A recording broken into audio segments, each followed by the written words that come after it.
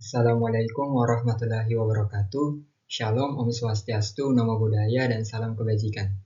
Perkenalkan, nama saya Islam Abdul Rashid dengan NIM S1F123017, Program Studi Teknik Rekayasa Infrastruktur dan Lingkungan, Jurusan Teknik Sipil, Fakultas Teknik Universitas Haloleo. Pada kesempatan kali ini, saya ingin melakukan presentasi dengan topik tentang manajemen lingkungan perkotaan. Baik, pada slide pertama, tantangan kota modern, tekanan lingkungan yang meningkat. Yang pertama, urbanisasi dan konversi lahan. Perubahan cepat lahan hijau menjadi area terbangun mengurangi habitat dan fungsi ekologis. Kedua, limbah dan emisi. Peningkatan sampah, limbah industri, dan emisi transportasi menekan kualitas udara dan kesehatan.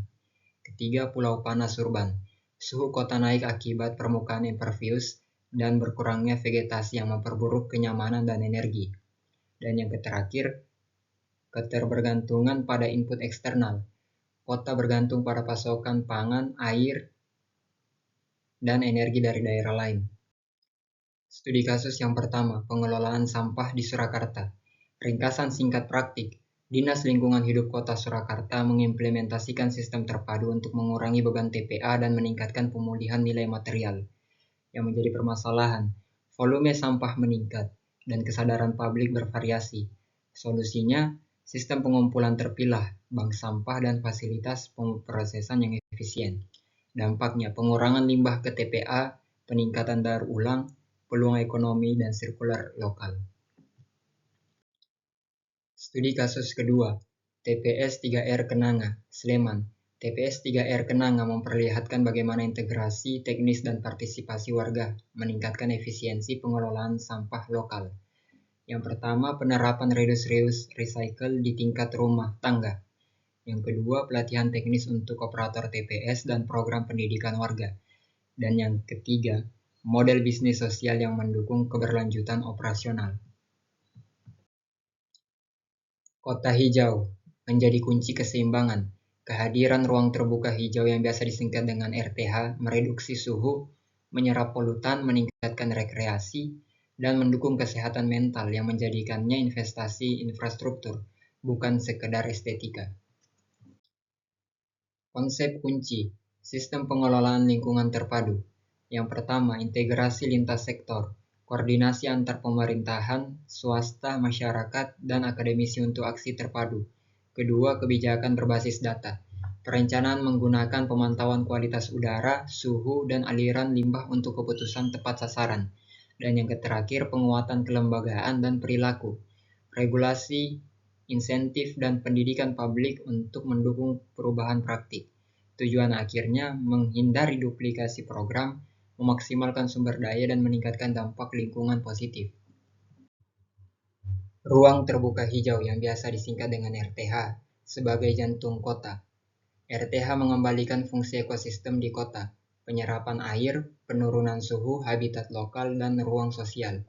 Tantangan lokal, alih fungsi lahan, keterbatasan anggaran, dan koordinasi lintas instansi.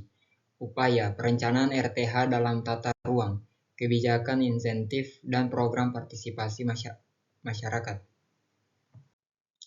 Ekologi kota, memahami kota sebagai sistem ekologi. Kota adalah jaringan interaksi manusia, flora sampai fauna, air, dan energi. Infrastruktur hijau, bioswale, atap hijau, permeable pavement, membantu pengendalian air, mitigasi banjir, dan peningkatan biodiversitas. Masa depan perkotaan yang berkelanjutan. Yang pertama, transportasi bersih. Transportasi umum berkualitas, jalur sepeda dan kendaraan listrik yang mengurangi emisi. Kedua, ekonomi sirkular. Daur ulang dan pemanfaatan kembali menyokong lapangan kerja dan mengurangi limbah. Dan yang terakhir, ketahanan dan partisipasi. Rencana inklusif dan partisipasi warga menjamin solusi berjangka panjang. Menuju kota yang lebih baik. Aksi nyata untuk masa depan. Rekomendasi ringkas. Yang pertama, bangun sinergi lintas pemangku kepentingan dengan roadmap terukur. Yang kedua, perkuat RTH dan infrastruktur hijau sebagai prioritas dalam tata ruang. Ketiga, tingkatkan pengelolaan sampah berbasis komunitas dan ekonomi sirkular. Dan yang terakhir, gunakan data dan pemantauan untuk kebijakan adaptif dan transparan. Adapun dengan topik yang kedua, Mengenali lingkungan perkotaan. Yang pertama, lingkungan. Dasar teori menjelaskan bahwa lingkungan adalah segala sesuatu yang ada di sekitar kita, baik berupa benda ataupun non-benda yang dapat mempengaruhi sikap dan tindakan kita. Kedua, perkotaan adalah suasana atau keadaan di mana kegiatan utamanya bukan pertanian, suatu tempat yang penghuninya dapat memenuhi sebagian besar kebutuhan ekonominya. Ketiga, lingkungan perkotaan berarti suatu wilayah yang mewadahi pusat-pusat kegiatan non-pertanian dalam upaya pemenuhan kebutuhan dan keperluan ekonomi. 4. Bagaimana kota lahir dan terbentuk?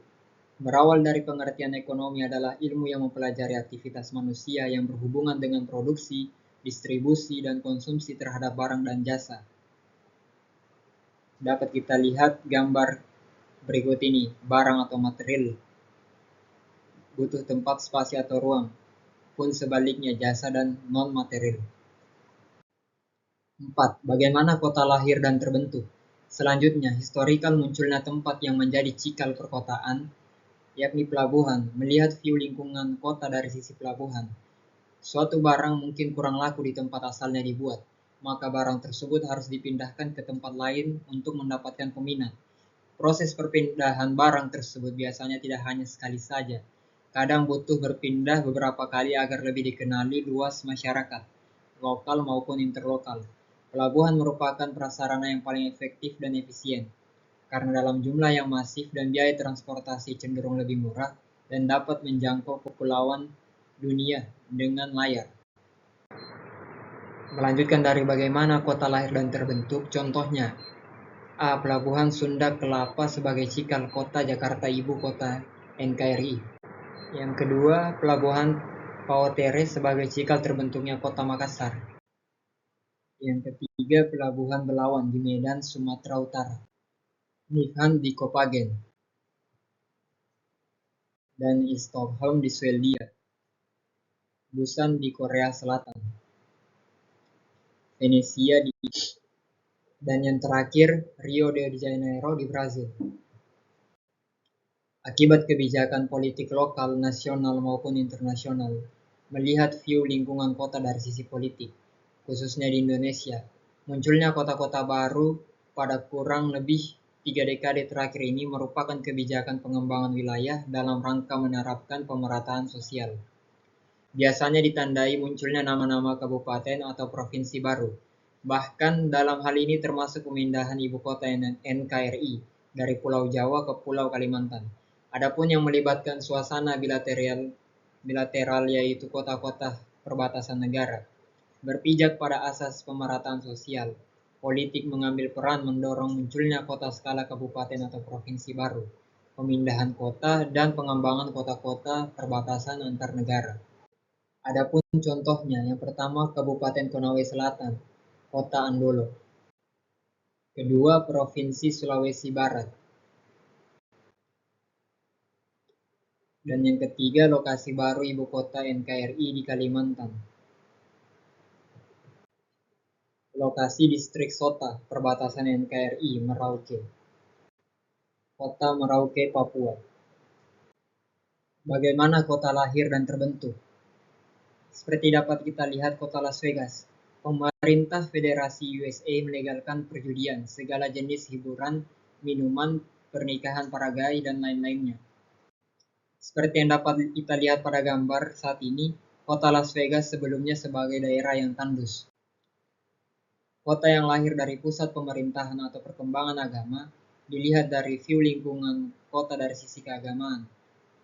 Pusat perkembangan atau pemerintahan yang berdasarkan agama memiliki keunikan tersendiri, sehingga terbentuk menjadi kota. Kota agama ini memiliki peraturan yang sangat ketat sesuai aturan agamanya masing-masing. Seperti yang menonjol adalah negara Arab Saudi, Vatikan, Roma, dan Palestina. Contohnya yang dapat kita lihat pada gambar kota Makkatul Mukarramah. Kota Madinah, kelahiran Nabi Muhammad SAW, yang seperti dapat kita lihat pada gambar saat ini. Kota Palestina, kelahiran Nabi Isa alaihissalam. dan kota Vatikan sebagai pusat pemerintahan umat Kristiani.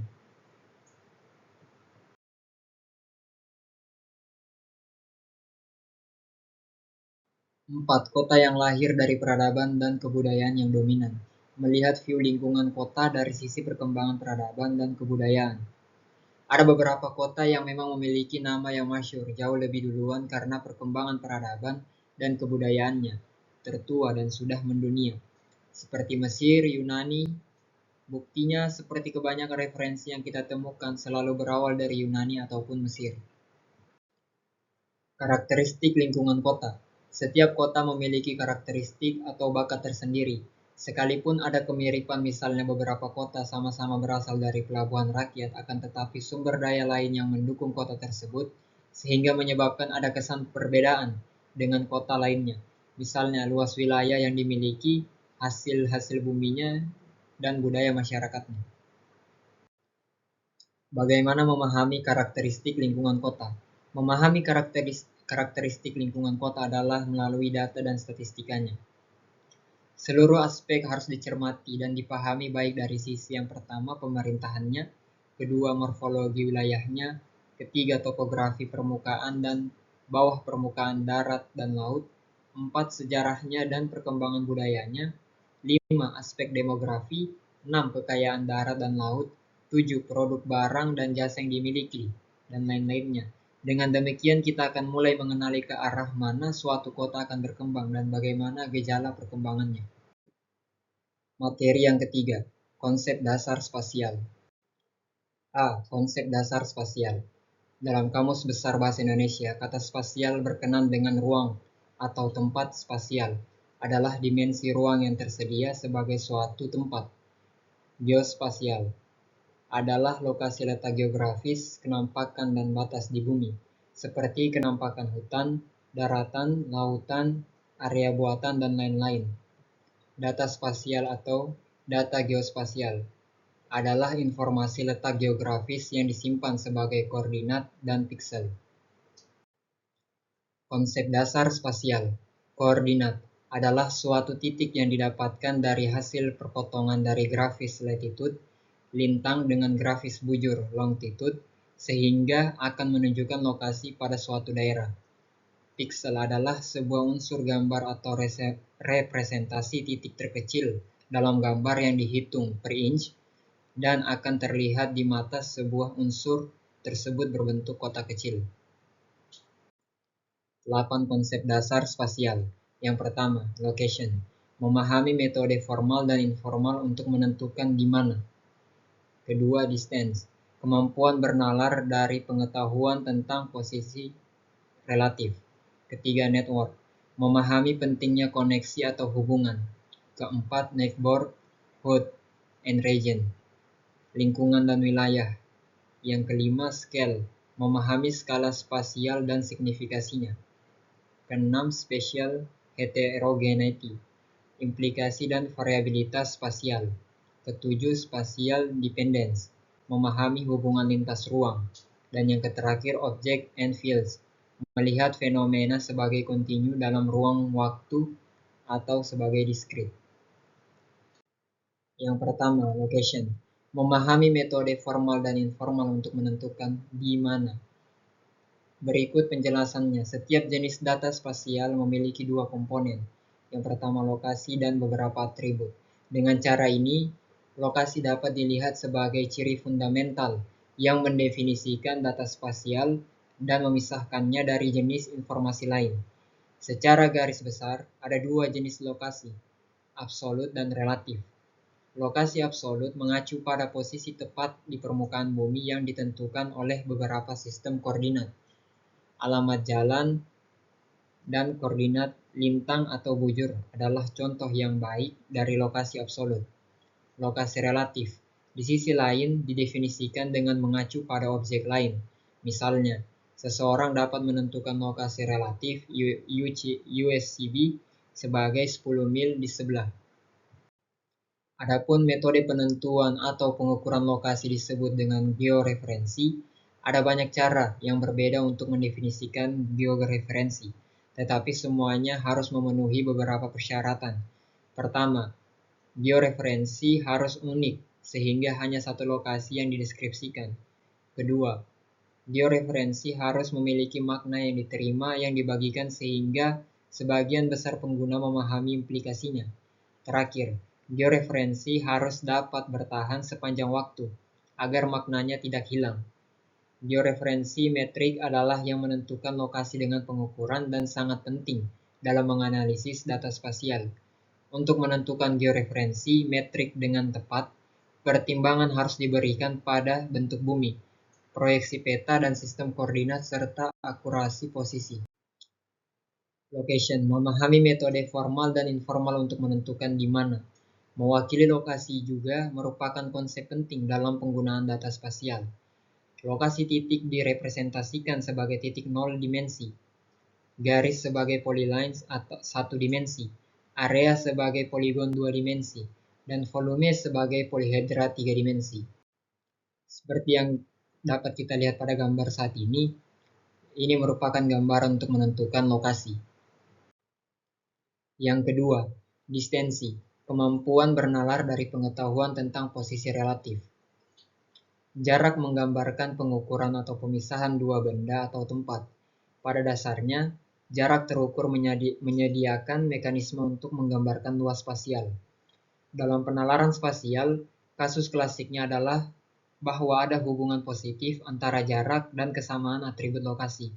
Hubungan tersebut seperti yang dikatakan oleh kartografer Swiss Amerika, Waldo Tobler, adalah segala sesuatu terkait dengan yang lainnya. Tetapi hal-hal yang dekat lebih terkait satu sama lain, memeriksa kekuatan, batasan, dan pengecualian dalam korelasi kesamaan jarak yang berfungsi sebagai dasar dari banyak penelitian spasial kuantitatif dan kualitatif. Masih di distance, kemampuan bernalar dari pengetahuan tentang posisi relatif, jarak terukur juga memberikan dimensi yang diperlukan untuk menggambarkan posisi. Semua titik nyata dapat diplot satu sama lain dengan menggabungkan ukuran jarak dengan arah atau waktu. Penerapan umum jarak meliputi analisis dan pemodelan spasial, fisika dan gravitasi, peluruhan jarak, buffer, geodesik, deskripsi dan optimisasi rute, dan perbandingan kualitatif tempat. Seperti yang dapat kita lihat pada gambar saat ini merupakan gambar distance, yakni interval distance reminders. Dan yang ketiga, network, memahami pentingnya koneksi atau hubungan. Jaringan adalah sistem fisik atau konseptual yang menghubungkan antar entitas. Jaringan menawarkan infrastruktur untuk merepresentasikan hubungan anisotropik sebagai konstituen dan atribut konstituen. Biasanya, koneksi jaringan menunjukkan peningkatan aksesibilitas atau keterkaitan di sepanjang tautan, dan tautan dapat menimpa gagasan default bahwa fitur yang lebih dekat lebih dapat diakses dan terkait, misalnya mengemudi dari satu sisi sungai ke sisi lain. Seringkali membutuhkan jalur memutar yang banyak kali lipatannya, lebih besar daripada jarak langsung dari asal ke tujuan. Adapun network memahami pentingnya koneksi atau hubungan, jaringan biasanya diwakili oleh elemen, linkages, node, dan intersections. Asosiasi yang dibuat dengan hati-hati di antara elemen-elemen ini memfasilitasi analisis mengenai optimalisasi jalur biaya paling rendah, ukuran pemisahan dan kesamaan, dan struktur spasial yang muncul. Selain itu, atribut dapat ditetapkan ke berbagai elemen jaringan untuk memungkinkan arah. Misalnya, jalan satu arah, kebijakan persimpangan, misalnya aturan tanpa putar balik, dan biaya, misalnya batas kecepatan, dan regulasi sistem, misalnya sinyal lalu lintas yang disinkronkan untuk mengontrol aliran. Beberapa aplikasi jaringan termasuk manajemen lalu lintas, sistem pengiriman, struktur sosial, hidrologi sungai, dan sistem komunikasi. Pada gambar ini adalah gambar Earth Network. Gambar Earth Network ini mencakup beberapa titik lokasi yang ada pada jaringan-jaringan. Dan yang keempat, neighborhood and region, Lingkungan dan wilayah. Lingkungan dan wilayah menentukan wilayah sekitar dan berisi data spasial. Mereka mungkin bersifat formal, seperti batas negara bagian dan negara dan informal. Seperti penggunaan istilah sehari-hari seperti pusat kota, wilayah juga dapat didefinisikan dalam istilah fungsi tertentu. Misalnya, wilayah fungsional untuk restoran pizza mungkin adalah area di dalam kota yang menjadi tujuan pengirimannya. Melanjutkan lingkungan dan wilayah, memanfaatkan lingkungan dan wilayah dapat memungkinkan seseorang untuk membuat kesimpulan tentang data dari konteks spasialnya. Banyak bidang menggunakan lingkungan dan wilayah hanya dengan cara ini. Dalam penginderaan jarak jauh, statistik lingkungan dapat dihitung menggunakan nilai piksel yang berdekatan. Dalam bisnis, wilayah layanan ditentukan untuk memaksimalkan jumlah dan lokasi toko atau waralaba restoran. Dalam ekologi lanskap, metrik telah dikembangkan untuk mengukur fragmentasi patch lingkungan dalam ekosistem. Namun, ada masalah dalam membuat kesimpulan antara data pada skala yang berbeda. Masalah unit area yang dapat dimodifikasi, yang biasa disingkat dengan MAUP, atau kesalahan ekologis, melibatkan dua masalah yang menggarisbawahi penggunaan data yang dikumpulkan ke lingkungan atau wilayah. Pertama, ada masalah skala. Dengan cara ini, hasil analisis pada satu skala tidak dapat dibandingkan dengan hasil pada tingkat agregasi yang lebih tinggi atau lebih rendah. Misalnya, tidak masuk akal untuk menggunakan kepadatan penduduk yang dihitung di tingkat negara bagian untuk menggambarkan kepadatan di tingkat kabupaten. Kedua, ada masalah agregasi. Mengubah batas wilayah dapat berdampak besar pada statistik lingkungan. Gerrymandering district. Pemungutan suara adalah salah satu contoh masalah agregasi. Kelima, scale. Memahami skala spasial dalam signifikasinya. Dalam penalaran spasial, skala menggambarkan hubungan dimensional antara suatu representasi dan kenyataan. Karena variasi yang besar dari semua ruang, skala digunakan untuk memproyeksikan kenyataan ke ukuran yang lebih berguna dan bermakna. Untuk bentangan besar, skala dikurangi, misalnya menyesuaikan keseluruhan permukaan bumi pada peta kertas. Dan untuk jarak yang sangat kecil, skala ditingkatkan, misalnya memperbesar dan menyusun skema reaksi kimia. Seringkali skala dilambangkan sebagai pecahan di mana suatu satuan ukuran pada kenyataannya dibandingkan dengan satuan yang sama pada proyeksi. Misalnya, peta kertas dari lanskap yang menunjukkan skala 1:10.000, berarti unit yang digambar di peta mewakili 10.000 unit yang sama dalam kenyataannya. Masih dalam scale, memahami skala spasial dan signifikasinya. Menawarkan data spasial pada skala yang berbeda dari perincian pengumpulan data aslinya dapat menunjukkan perubahan makna. Dengan demikian, keterbatasan produk data harus dipertimbangkan dengan cermat, baik oleh pencipta maupun konsumen informasi spasial. Sebagai konsep spasial yang fundamental, aplikasi skala menembus banyak aktivitas manusia, termasuk pengumpulan data, kartografi, seni, arsitektur, teknik, dan nanoteknologi.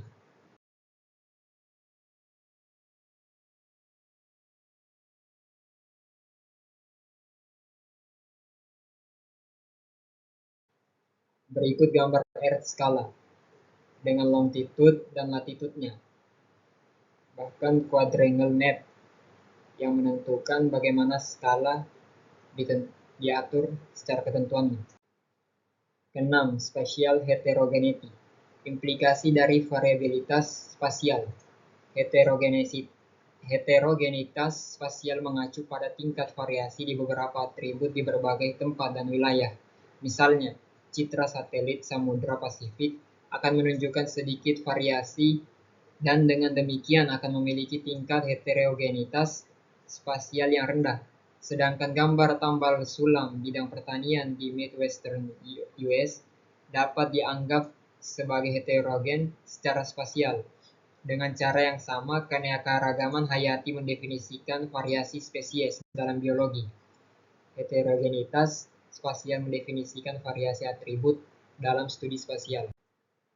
Ada banyak implikasi penelitian yang disebabkan oleh heterogenitas. Data spasial yang mendasar.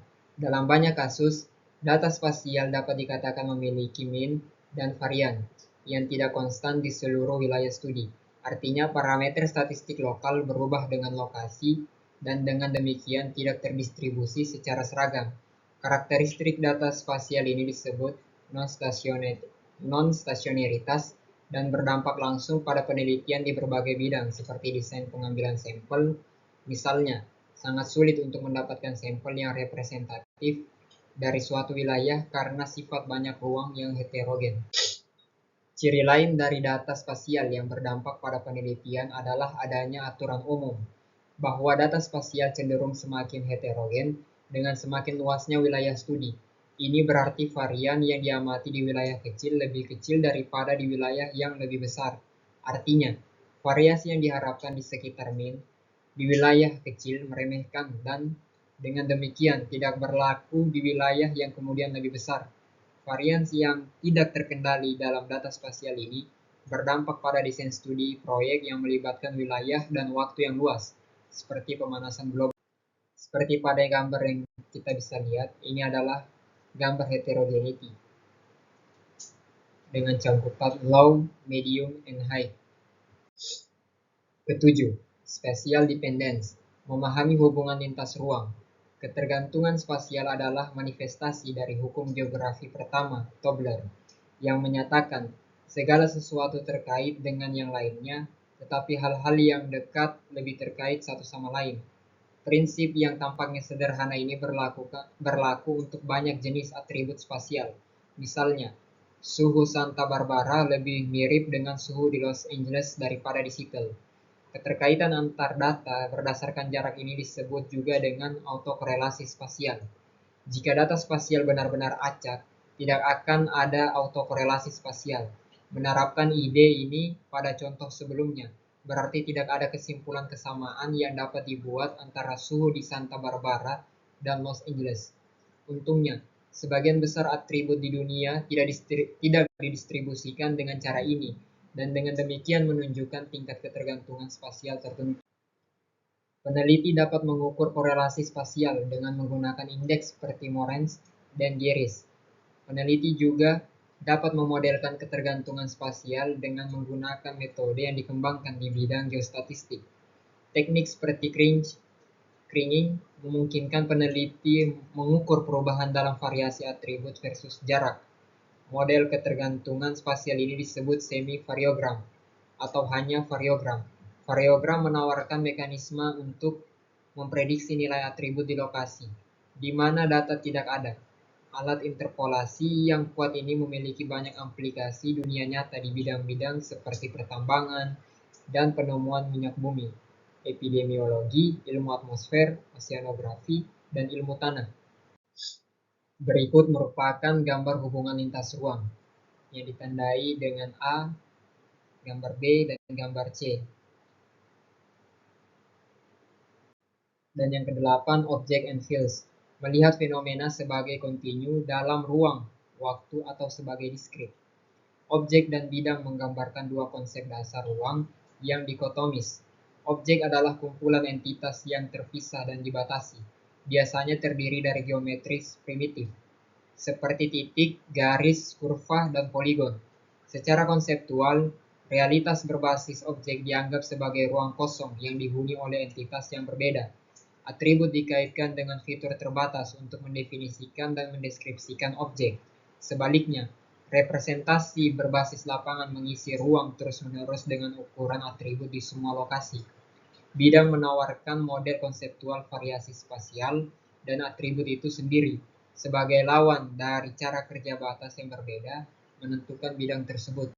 Dikotomi objek bidang berfungsi sebagai fondasi untuk semua metode representasi dan analisis spasial, dan setiap perspektif menawarkan serangkaian karakteristik, kemampuan, dan batasan.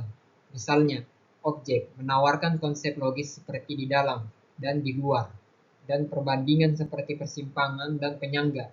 Bidang sangat cocok untuk fenomena spasial yang dianggap kurang terbatas, seperti udara, air, suhu, dan ketinggian, tidak dibatasi oleh tepi yang berbeda. Bidang cocok untuk analisis yang terkait dengan interpolasi, dan perbandingan atribut global, analisis dan representasi lahan seringkali menghasilkan area puncak, lembah, aspek, dan lereng. Potensi representasi dan analitis dari kedua perspektif tersebut dicerminkan dalam perangkat lunak komputer untuk realitas pemodelan. Perangkat lunak pemodelan untuk menganalisis batas-batas properti, jaringan jalan raya, dan individu cenderung menggunakan metode representasi berbasis objek. Perangkat lunak untuk menganalisis fenomena yang tidak terlalu terbatas, seperti variasi suhu, sirkulasi laut, dan pemodelan hidrologi, biasanya menggunakan model berbasis lapangan. Untuk penyimpanan dan analisis database, penelitian yang sedang berlangsung tentang dikotomi objek bidang telah berfokus pada akibat akurasi, ketidakpastian, dan penggunaan filosofi realitas spasial dalam konteks representasi tersebut, dan mendefinisikan serta memanfaatkan hibrida bidang objek. Domain umum yang menggunakan objek dan bidang adalah sistem informasi geografis, ontologi spasial, analisis spasial, dan desain database. Dapat kita lihat pada gambar tersebut, yakni objek dan bidang. B. Pola spasial. Menurut Lee dan Wong tahun 2001, pola spasial atau spatial pattern adalah sesuatu yang menunjukkan penempatan atau susunan benda-benda di permukaan bumi. Setiap perubahan pola spasial akan mengilustrasikan proses spasial yang ditunjukkan oleh faktor lingkungan atau budaya. Pola spasial suatu objek geografis merupakan hasil dari proses fisik atau sosial di suatu wilayah lokasi di permukaan bumi.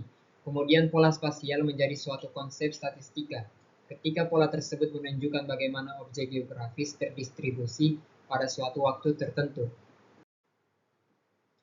Pola spasial menjelaskan tentang bagaimana fenomena geografis terdistribusi dan bagaimana perbandingannya dengan fenomena lainnya.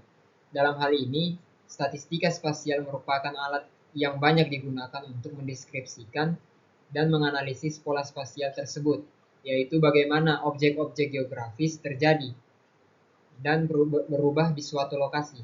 Selain itu juga dapat membandingkan pola objek di suatu lokasi dengan pola objek yang ditemukan di lokasi lain. B. Pola spasial. Bentuk distribusi data pada pola spasial diantaranya A. Random. Beberapa area terletak secara random di beberapa lokasi, posisi. Suatu area tidak dipengaruhi oleh posisi area lainnya. B. Dispersed. Setiap area berada secara merata dan berjauhan dengan area-area lainnya. Dan yang terakhir, clustered. Beberapa area membentuk suatu kelompok dan saling berdekatan. Dapat kita lihat pada gambar ini pola spasial. Bentuk distribusi data pada pola spasial diantaranya yang bersumber dari Lee dan Wong 2001 merupakan contoh pola cluster, dispersed, and random dengan ketiga case pada gambar saat ini. Materi yang keempat, tata guna lahan dan penataan ruang.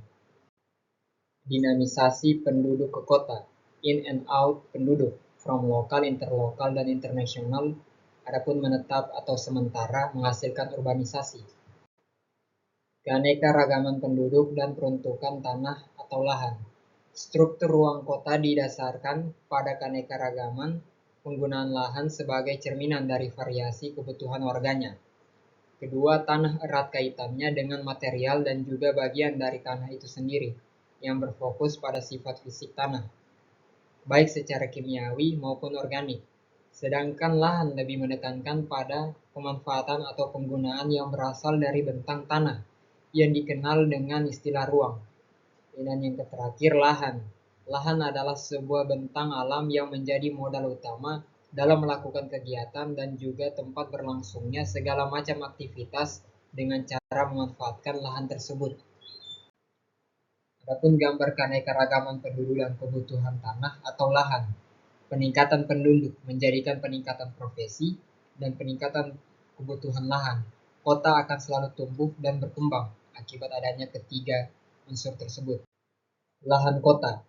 Tata guna lahan merupakan upaya untuk mengatur penggunaan lahan secara rasional agar tercipta keteraturan dalam penggunaan tanah berdasarkan pengaturan kelembagaan yang berkaitan dengan pemanfaatan tanah demi sistem yang adil untuk masyarakat. Berdasarkan Undang-Undang Nomor 26 Tahun 2007 tentang penataan ruang, peran penatagunaan lahan memiliki peran yang amat penting, tidak hanya sebagai ruang fungsional sebagai tempat berlangsungnya segala macam kegiatan, namun juga sebagai wujud teritori atau wilayah yang berdaulat secara politik. Lahan juga berfungsi sebagai input dan produk. Input di sini artinya modal dasar dari pembentukan ruang sebagai tempat dari aktivitas yang mempunyai nilai ekonomi, penting untuk pembentukan sebuah pemukiman yang kompleks. Lahan sebagai produk artinya kegiatan perencanaannya menghasilkan sistem tata ruang serta pengelolaannya menghasilkan lahan yang tertera. Penggunaan lahan, ruang fungsional yang ditunjukkan untuk menempati berbagai macam penggunaan. Dalam hal ini, lahan mendukung pertumbuhan kawasan, yang didorong pertumbuhan penduduk, serta ekspansi ekonomi. Peningkatan jumlah penduduk dan ekspansi ekonomi berdampak pada peningkatan kompleksitas fungsi di kawasan. Sebagai contoh yang terjadi di kawasan pedesaan yang penduduk sangat sedikit, sehingga sebagian besar didominasi oleh kegiatan agraria dan juga fungsi penduduk agraria seperti perdagangan bibit, koperasi, obat-obatan, dan lain sebagainya. Penggunaan lahan kawasan di perkotaan. Jumlah penduduk sangat tinggi sehingga terpaksa melakukan efisiensi pada penggunaan lahan untuk melakukan berbagai macam kegiatan ekonomi. Kemungkinan untuk melakukan kegiatan agraria sangat kecil, terdapat keterbatasan lahan, lebih banyak kawasan industri, berbagai macam pusat perdagangan, sekolah, hingga perkantoran yang layanannya membawahi beberapa desa di sekitarnya. Sehingga dapat dikatakan jika kawasan perkotaan memiliki kompleksitas yang lebih tinggi dibandingkan dengan kawasan pedesaan. Penggunaan lahan. Lahan sebagai setting dari sistem aktivitas. Dikatakan sistem sebab terdapat pola yang saling berhubungan antara aktivitas satu dengan aktivitas yang lain, sehingga menimbulkan aktivitas pergerakan.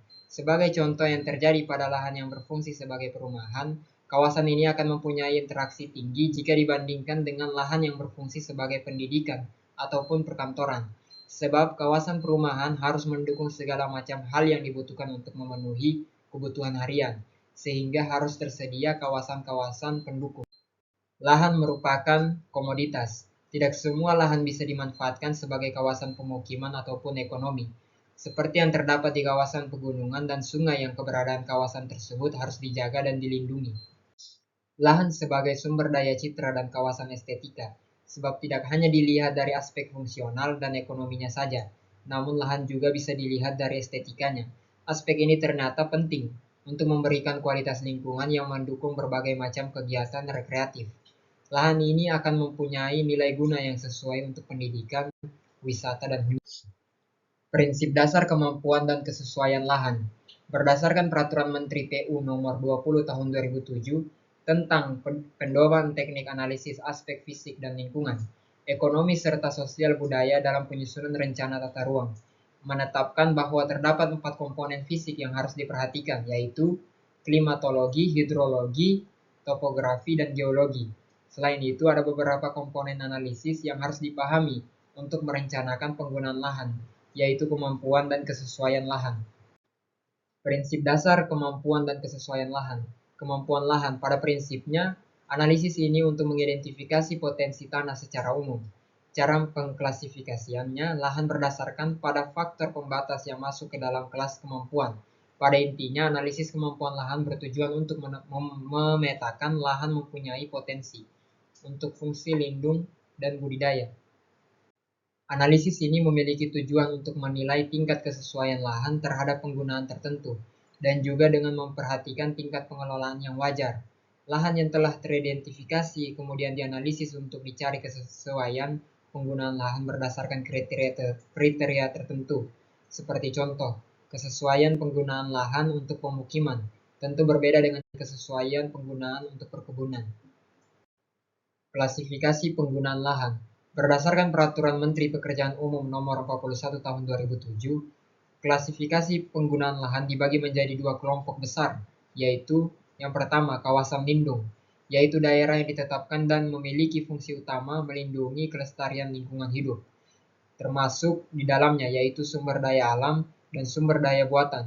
Kawasan lindung tersebut yaitu kawasan suaka alam, kawasan pelestarian alam, hutan lindung, kawasan rawan bencana, kawasan perlindungan setempat, dan kawasan perlindungan lainnya.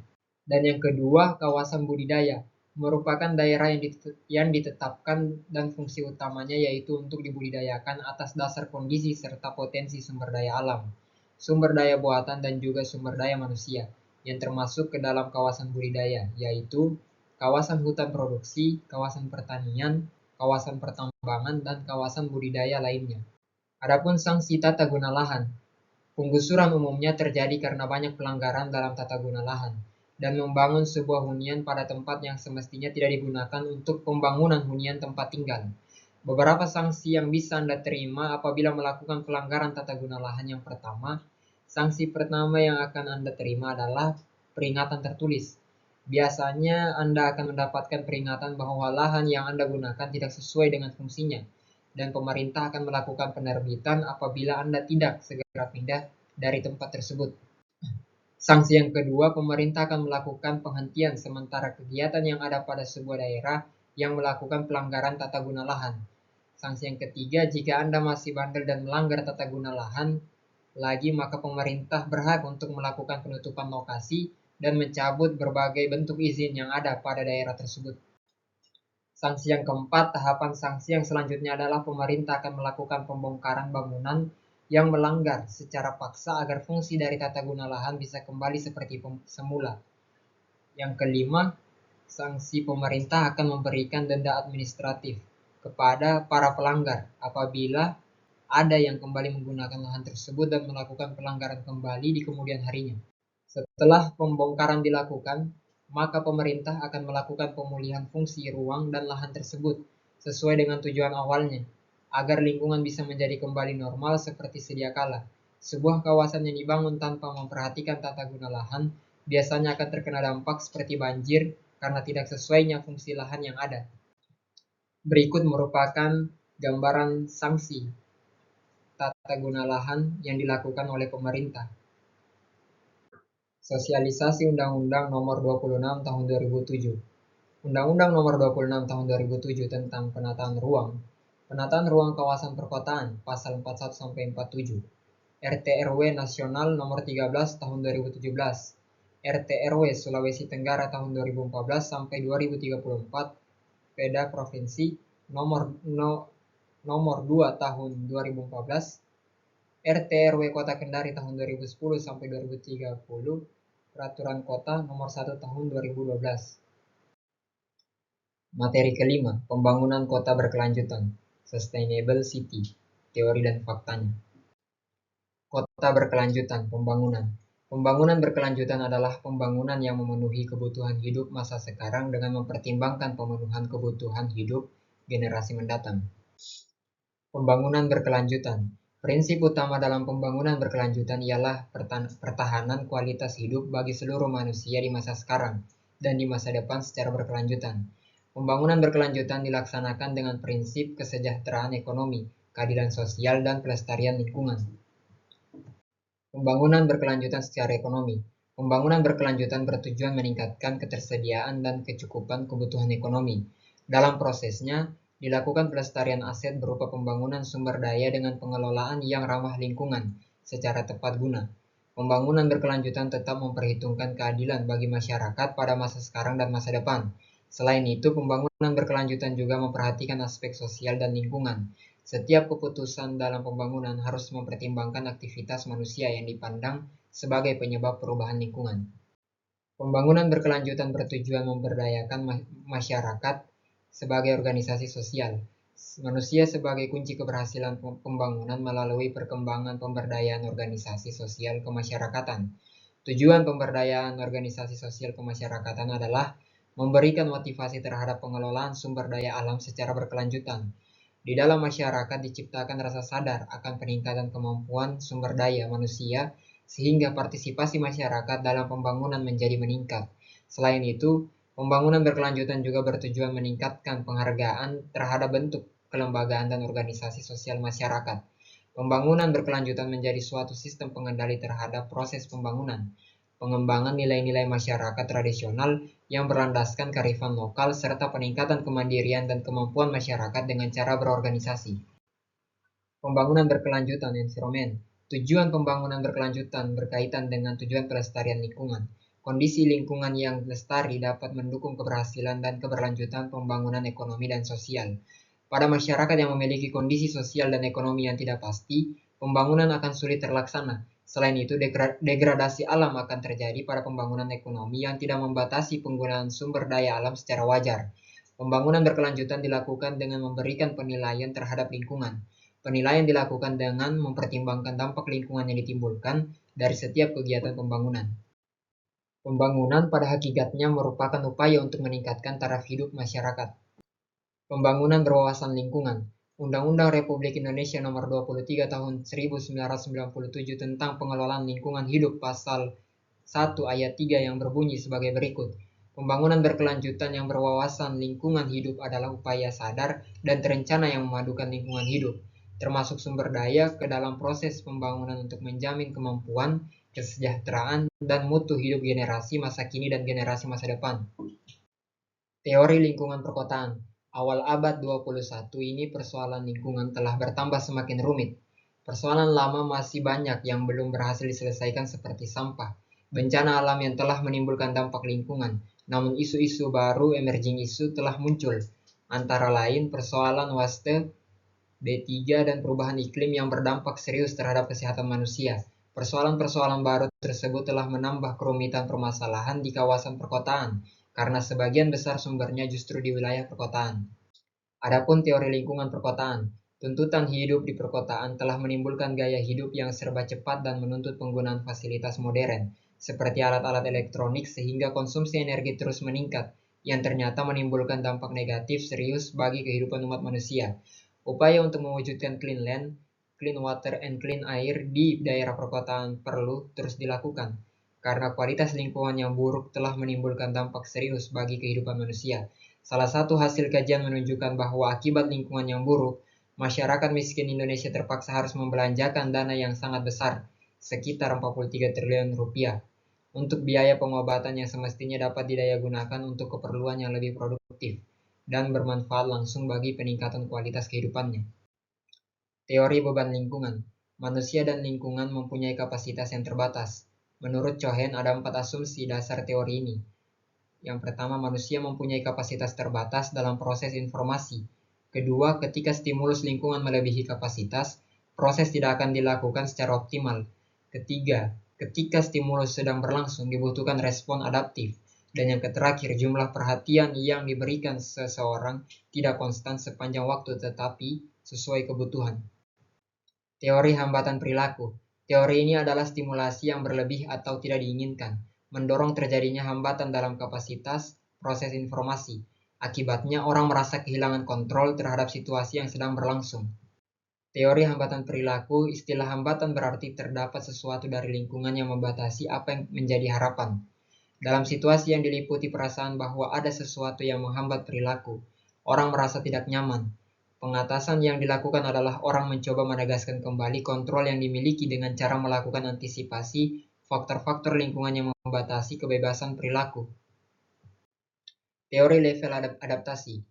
Teori ini pada dasarnya sama dengan teori beban lingkungan. Menurut teori ini, stimulasi level yang rendah maupun yang tinggi mempunyai akibat negatif bagi perilaku. Level stimulasi yang optimal adalah yang mampu mencapai perilaku optimal itu sendiri. Dengan demikian, dalam teori ini dikenal perbedaan individu dalam level adaptasi. Salah satu teori beban lingkungan ialah teori adaptasi yang optimal ini. Ada 3 dimensi hubungan perilaku lingkungan, yaitu yang pertama, identitas. Terlalu banyak orang atau terlalu sedikit akan membuat gangguan psikologis. Terlalu banyak orang yang akan menyebabkan perasaan sesak, sedangkan terlalu sedikit orang akan menyebabkan orang merasa terasing. Teori level adaptasi. Keanekaragaman. Keanekaragaman benda atau manusia akan berakibat terhadap proses informasi. Terlalu beraneka akan membuat perasaan overload, sedangkan kekurangan keanekaragaman akan membuat perasaan monoton. Keterpolaan. Keterpolaan berkaitan dengan kemampuan memprediksi. Jika suatu setting dengan pola yang tidak jelas dan rumit, menyebabkan beban dalam proses informasi sehingga stimulus sulit diprediksi. Sedangkan pola-pola yang sangat jelas menyebabkan stimulus mudah diprediksi. Teori stres lingkungan. Teori stres lingkungan pada dasarnya merupakan aplikasi teori stres dalam lingkungan.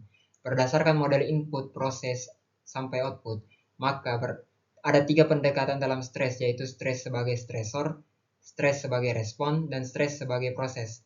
Oleh karena itu, 3 komponen tersebut merupakan sumber yang mengancam kesejahteraan seseorang, misalnya suara bising, panas, dan kepadatan tinggi. Sistem ekologi. Perilaku manusia merupakan bagian dari kompleksitas ekosistem yang mempunyai beberapa asumsi dasar sebagai berikut. A. Perilaku manusia terkait dengan konteks lingkungan. B. Interaksi timbal balik yang menguntungkan secara antara manusia dan lingkungan. C. Interaksi manusia dan lingkungan bersifat dinamis. Dan D. Interaksi manusia dan lingkungan terjadi dalam berbagai level yang tergantung pada fungsinya. Pendekatan geografis. Pendekatan geografis demografis memandang kota sebagai lokasi pemusatan penduduk yang tinggal bersama dalam ruang wilayah tertentu, dengan pola hubungan rasional dan cenderung individualistik, dengan ciri demografis relatif memiliki status pendidikan, ekonomi, dan sosial lebih tinggi dibanding wilayah non-perkotaan. Pendekatan ekonomis. Pendekatan ekonomis memandang kota sebagai pusat peningkatan produktivitas dan produksi barang dan jasa, pertemuan lalu lintas perdagangan dan kegiatan industri, serta tempat pemutaran uang yang bergerak dengan cepat dan dalam volume yang tinggi. Pendekatan fisik memandang kota sebagai pusat dan sistem berbagai prasarana dan sarana untuk memfasilitasi kehidupan dan kreativitas warganya. Pendekatan sosiologis antropologis. Pendekatan sosiologis antropologis memandang kota sebagai pemusatan penduduk dengan latar belakang heterogen, lambang peradaban kehidupan manusia, pusat kebudayaan, sumber inovasi dan kreasi, serta wahana untuk peningkatan kualitas hidup. Ciri kehidupan kota berdasarkan pendekatannya. Pertama, merupakan konsentrasi penduduk dalam arti jumlah, kepadatan, dan pertambahan penduduk yang lebih tinggi. Kedua, merupakan kawasan terbangun yang lebih masif. Ketiga, merupakan pusat produksi dan produktivitas barang dan jasa. 4. Bukan merupakan kawasan pertanian dalam arti luas. 5. Didominasi oleh pemukiman kota, bangunan komersial, bangunan industri, bangunan pemerintahan, dan bangunan sosial. 6. Dilengkapi oleh prasarana dan sarana transportasi, ekonomi dan sosial perkotaan. 7. Dilengkapi oleh utilitas air bersih, drainase, air kotor, persampahan, telepon, dan listrik. Dan yang terakhir, yang ke-8, penduduk kota cenderung berlatar belakang heterogen, berpendidikan relatif lebih tinggi, berstatus ekonomi dan sosial lebih baik, bersifat rasional dan individualistik, dan memiliki inovasi dan kreativitas lebih maju. Sebagaimana dinyatakan oleh Urban 21 Konferensi, Berlin, Juli tahun 2000, pembangunan kota berkelanjutan diartikan sebagai upaya meningkatkan kualitas kehidupan kota dan warganya tanpa menimbulkan beban bagi generasi yang akan datang, akibat berkurangnya sumber daya alam dan penurunan kualitas lingkungan. Dalam konteks yang lebih spesifik, kota yang berkelanjutan diartikan sebagai kota yang direncanakan dengan mempertimbangkan dampak lingkungan yang didukung oleh warga kota yang memiliki kepedulian dan tanggung jawab dalam penghematan sumber daya pangan, air, dan energi, mengupayakan pemanfaatan sumber daya alam terbarukan, dan mengurangi pencemaran terhadap lingkungan. Sesuai dengan karakteristik suatu kota, maka pembangunan kota berkelanjutan dapat diartikan sebagai upaya terus-menerus untuk meningkatkan kualitas kehidupan warga kota melalui peningkatan produktivitas di sektor sekunder dan tersier, dan penyediaan prasarana dan sarana perkotaan yang layak dengan mempertimbangkan dampak invasi dan intensifikasi kawasan terbangun terhadap kerusakan lingkungan kota, serta masyarakat keterlibatan yang tinggi dari warga kota terhadap upaya penghematan konsumsi sumber daya alam dan pengendalian penurunan kualitas lingkungan. Konsep pembangunan kota berkelanjutan. Graham Houghton and Colin Hunter tahun 1994 menekankan 3 prinsip dasar pembangunan kota berkelanjutan. Yang pertama, prinsip kesetaraan antar generasi, yang menjadi asas pembangunan berkelanjutan dengan orientasi masa mendatang. Dan yang kedua, prinsip keadilan sosial dalam kesenjangan akses dan distribusi sumber daya alam secara intragenerasi untuk mengurangi kemiskinan yang dianggap sebagai faktor degradasi lingkungan. Adapun prinsip yang ketiga, tanggung jawab transfrontier, yang menjamin pergeseran geografis dampak lingkungan yang minimal dengan upaya-upaya kompensasi. Dalam konteks perkotaan diharapkan tidak terjadi pemanfaatan sumber daya alam dan penurunan kualitas lingkungan pada wilayah di luar perkotaan bersangkutan secara berlebihan yang berdampak terhadap laju pertumbuhannya. Adapun materi terakhir, pengendalian pemanfaatan ruang, kunci mewujudkan kota berkualitas. Presentasi ringkas ini menjelaskan kerangka, mekanisme, dan peran pengendalian pemanfaatan ruang untuk memastikan kota yang tertata, berkelanjutan, dan memberikan kepastian bagi seluruh pemangku kepentingan. Mengapa pengendalian pemanfaatan ruang penting? Yang pertama, mencegah alih fungsi lahan, mengurangi konversi lahan produktif menjadi penggunaan yang tidak sesuai rencana, sehingga melindungi fungsi ekologis dan ketahanan pangan. Kedua, menjamin kepatuhan RTR, memastikan setiap kegiatan sesuai rencana tata ruang, sehingga pola ruang dan struktur kota terjaga. Ketiga, atasi ketimpangan pembangunan, mendorong distribusi infrastruktur dan layanan yang merata antar kawasan. Dan yang terakhir, kepastian investasi. KKPR terintegrasi, OSS memberikan kepastian hukum, mempercepat perizinan dan mengurangi risiko konflik. Fondasi hukum. Dasar regulasi utama. Yang pertama, Undang-Undang Nomor 26 Tahun 2007 tentang penataan ruang. Kedua, Peraturan Pemerintah Nomor 21 Tahun 2021 tentang penyelenggaraan penataan ruang. Ketiga, Permen ATR atau BPN Nomor 15 Tahun 2021 tentang koordinasi penyelenggaraan penataan ruang. Dan yang terakhir, Peraturan Menteri PU Nomor 17 Tahun 2009, Pedoman Penyusunan RT RW Kota. Rangka hukum ini memberikan kerangka kewenangan, kewajiban, dan mekanisme koordinasi antar lembaga dalam pengendalian pemanfaatan ruang. Adapun pilar utama pengendalian, perencanaan tata ruang yang biasa disingkat dengan RTR, menetapkan struktur ruang, pola penggunaan, dan kewenangan zonasi jangka menengah sampai panjang. Pemanfaatan ruang, pelaksanaan kegiatan di lapangan sesuai fungsi lahan dan ketentuan perizinan. Dan yang terakhir, pengendalian pemanfaatan, monitoring, penegakan, dan koreksi terhadap penyimpangan agar konsistensi RTR terjaga. Adapun komponen kunci pengendalian, yang pertama, indikasi arahan peraturan zonasi, pedoman teknis zonasi daerah untuk konsistensi tata ruang. Kedua, arahan perizinan, penerbitan KKPR sebagai verifikasi kesesuaian kegiatan dengan RTR. Ketiga, insentif dan disinsentif, kebijakan fiskal dan non-fiskal untuk mendorong kepatuhan. Dan yang terakhir, sanksi administratif, tindakan korektif dan pemulihan atas pelanggaran tata ruang. Peran pengawasan TUR, BIN, WAS. Pengawasan efektif terdiri dari 3 fungsi yang saling terkait. Yang pertama, TUR, pengaturan, menetapkan aturan teknis, standar, dan ketentuan zonasi yang jelas. Kedua, BIN, pembinaan, pendampingan, sosialisasi, dan bantuan teknis kepada pelaku pembangunan. Dan yang terakhir, WAS, pengawasan, monitoring lapangan, audit perizinan, dan penindakan terhadap pelanggaran. Tujuannya untuk menegakkan kepastian hukum dan menjaga keteraturan ruang untuk kesejahteraan publik. Mewujudkan kota berkualitas, terpadu, dan berkelanjutan. Yang pertama, kota berkualitas.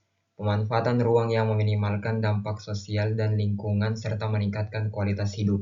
Kedua, kota terpadu. Sinergi fungsi kawasan, pemukiman, ekonomi, layanan publik, dan transportasi yang saling mendukung. Dan yang terakhir, kota berkelanjutan. Pemenuhan kebutuhan saat ini tanpa mengorbankan kapasitas generasi mendatang melalui konservasi dan desain adaptif. Tantangan utama. Yang pertama, peningkatan alih fungsi lahan produktif ke penggunaan non-terencana. Kedua, ketidakpatuhan terhadap ketentuan KKPR dan perizinan. Ketiga, ketimpangan pembangunan serta keterbatasan infrastruktur di kawasan tertentu. 4. Konflik kepentingan antar pemangku kepentingan dalam penataan ruang. Dan yang terakhir, kebutuhan kemudahan investasi yang harus diseimbangkan dengan ketertiban tata ruang. Solusi memerlukan penegakan hukum, insentif yang tepat, dan keterlibatan masyarakat. Pelaku dan mekanisme koordinasi.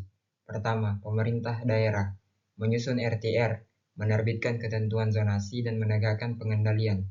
Kedua, legislatif menetapkan regulasi daerah dan pengawasan kebijakan tata ruang. Ketiga, akademisi dan masyarakat memberi masukan teknis, pengawasan publik, dan partisipasi perencanaan. Dan yang keempat, swasta Pelaksana pembangunan yang perlu beroperasi dalam kepastian aturan. BKPRD berfungsi sebagai fasilitator koordinasi lintas sektor di tingkat provinsi atau kabupaten atau kota. Kesimpulan dan langkah selanjutnya. Yang pertama, perkuat kepastian regulasi. Sinkronkan aturan pusat dan daerah. Pastikan integrasi KKPR OSS. Kedua, perkuat pengawasan dan penegakan. Tingkatkan kapasitas monitoring lapangan dan mekanisme sanksi yang efektif. Ketiga, libatkan pemangku kepentingan. Partisipasi masyarakat dan swasta untuk solusi yang diterima bersama. Dan yang terakhir, keempat, prioritaskan keberlanjutan. Integrasikan aspek lingkungan, sosial, dan ekonomi dalam setiap kebijakan ruang. Pengendalian pemanfaatan ruang adalah proses berkelanjutan. Kepatuhan, koordinasi, dan pendekatan berkelanjutan menjadi kunci mewujudkan kota yang layak huni. Sekian dari presentasi saya akhiri dengan ucapan wabillahi taufiq wal hidayah. Wassalamualaikum warahmatullahi wabarakatuh.